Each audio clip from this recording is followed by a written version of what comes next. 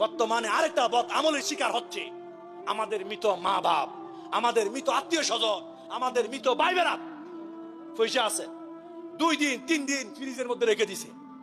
এটা কি? আরে নুরানি আকা বলতেছে বন্দা যখন মারা যায় হাদিসের সারমর্ম মৃত ব্যক্তিকে তাড়াতাড়ি দাফন করো। কিন্তু আমাদের কি একটা বদ আমল এসে গেছে আমাদের সমাজে, আয়নাওয়ালা ফ্রিজের মধ্যে রেখে দেয়।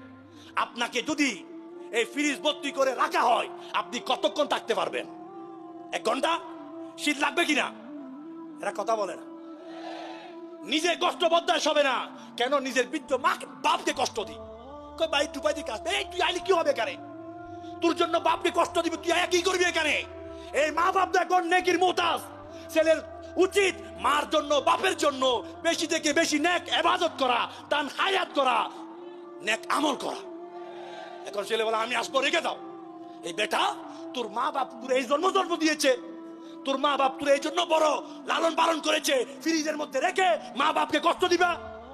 এটা যেন একটা ফ্যাশন হয়ে গেছে আমাদের দেশে, এটাকে পরিহার করা দরকার।